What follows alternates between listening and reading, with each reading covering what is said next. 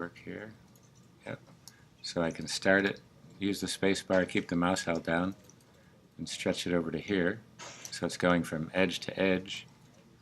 And there's the center line, so I can Command R to get the rulers if I don't have them, and just put a ruler guide right down the middle, and then just go ahead and take that piece out. So that helps me get half the distance.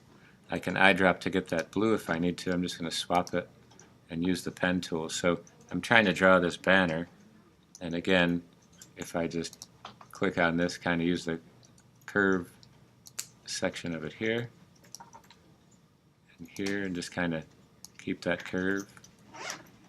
Click on that point. And again, you can use the space bar to help you with it.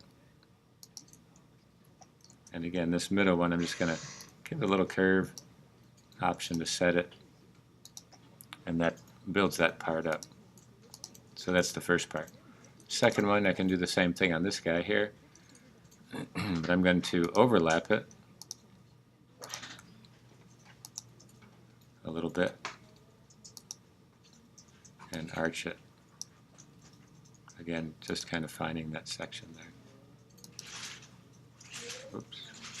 And again, if I've gone too far, just take the letter A, grabs the direct selection, use the arrow keys to move this over and down, take the pen tool, and just click on there. So all these shapes, I could use them to overlap and cut the shapes too, but it's pretty easy just doing that. So now I have these three pieces. I can select them just by dragging them, take the reflect tool, option, and click right down the middle there, hit preview and copy, and now I have all of these shapes already done. These two inner ones are two separate shapes. I can select the both of them and just use the Pathfinder to join them together. Unite them right at the top there. And now it just acts as one piece. So very simple for that part. This part, even though it's a little crooked on this part, I'll cap the letters. And once you get it set up, just place it there, grab a corner. Still going to hold the shift key down just to keep it in the type and proportion. And bring this across here. Again, you have this one you could probably just use with times. And just go to times bold, narrow, italic. You have all these sections to take a look at.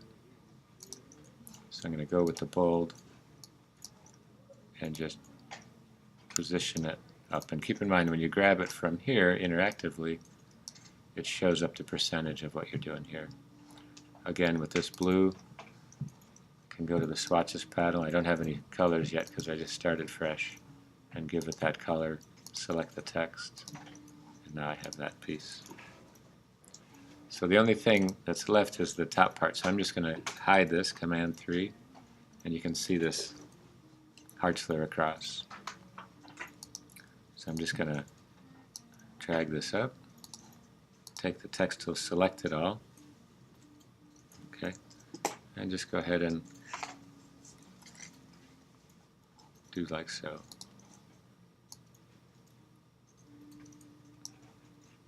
And again, I can stretch this out a little bit. There's a couple ways to do the text, and you remember up in here you have some of the arches that you can choose from up into this part. And it'll give you the part for setting that section up there.